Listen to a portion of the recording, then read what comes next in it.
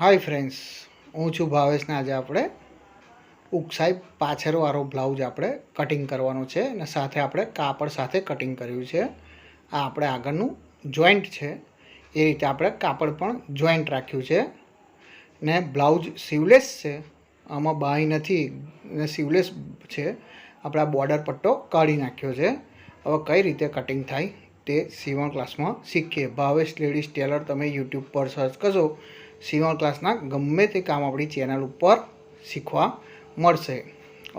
પહેલું આપણે આ રીતે અસ્તર ગોઠવી દેવાનું છે ને ખુલ્લો ભાગ છે જે એ આપણી સાઈડ રાખવાનો છે. જોઈન્ટવાળો ભાગ સામેની સાઈડ રાખવાનો છે, કેમ કે આપણે આગળનું જોઈન્ટ રાખવાનું છે એટલા માટે. હવે આપણે આગળ સાંધો ના થાય એટલા માટે આપણે પેલી સાઈડ ગોઠવવાનું છે.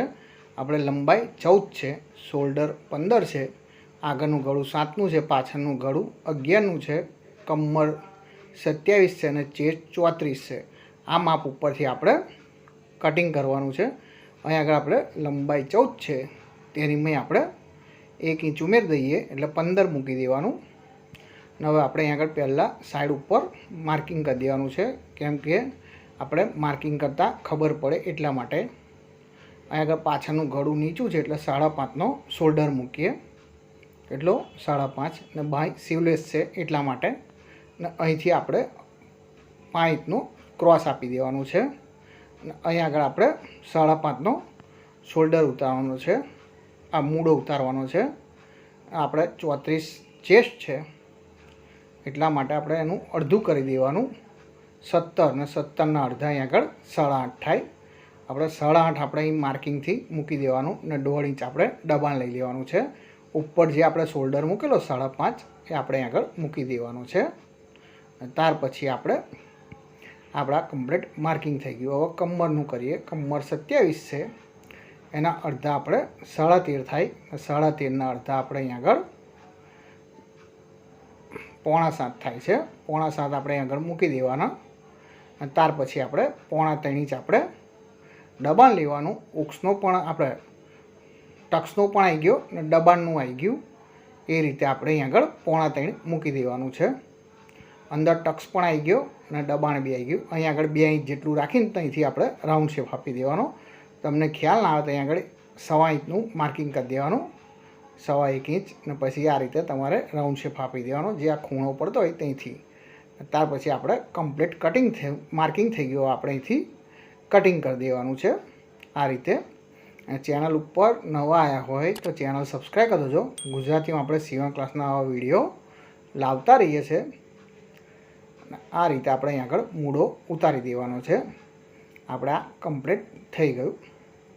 ત્યાર પછી આપણે ગળું ઉતારવા માટે અહીં આગળ 2.5 ઇંચ, 2 ઇંચ ને 2 દોરા અહીં આગળ 2.5 ઇંચ મૂકી દેવાનું, માર્કિંગ કરી દેવાનું છે. ત્યાં આગળ આપણે આ રીતે માર્કિંગ કરી દેવાનું.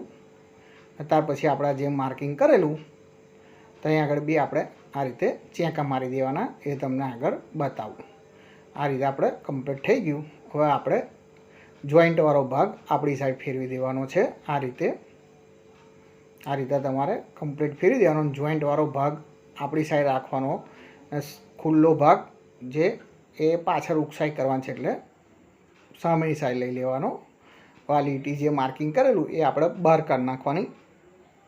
ત્યાર પછી આપણે આ રીતે ગોઠવી દેવાનું. પાછળ આપણે 1.5 ઇંચ ઉમેરવાનું છે, કેટલું 1.5 કાં તો 1.5 ઇંચ ઉમેરી દેવાનું. આ રીતે આગળ મૂકી દેવાનું. અને તમારે અહીં નીચે પેડ આપણે ટક્સવાળો હોય તો નીચે પણ તમારે 1.5 ઇંચનું માર્કિંગ કરીને પછી સીધું માર્કિંગ કરી દેવાનું.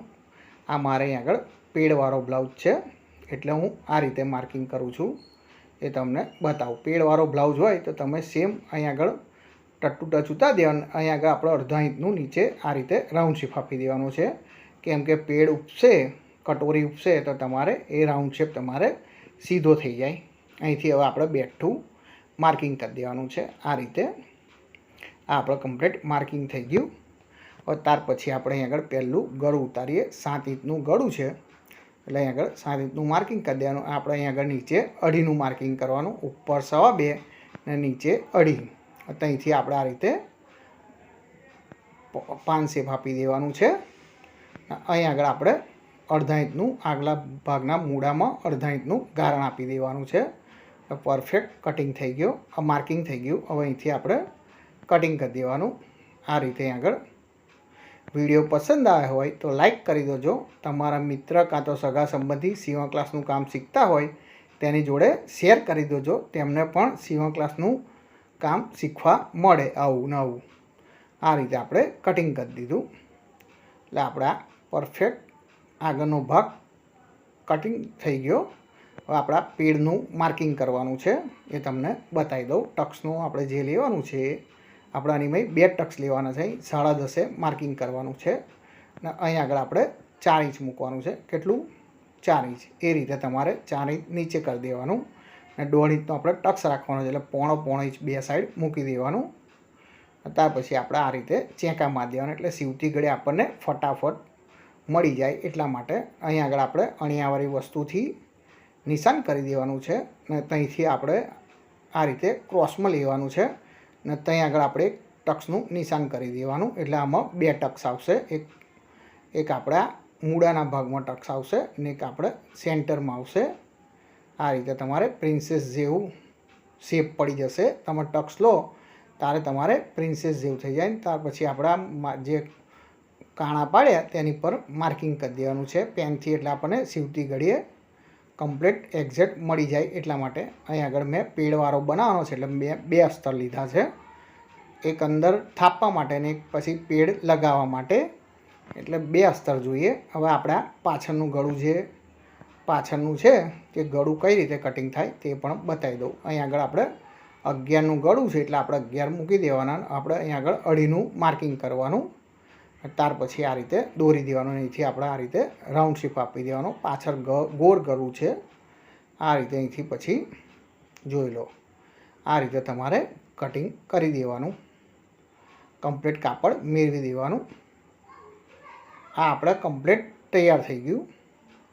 હવે આની ઉપરથી આપણે પછી સાડીનું કઈ રીતે કટિંગ થાય તે પણ તમને બતાવું છું. આપણા આગળ આ જોઈન્ટવાળો ભાગ આવ્યો અને પાછળ ખુલ્લો ભાગ આવ્યો.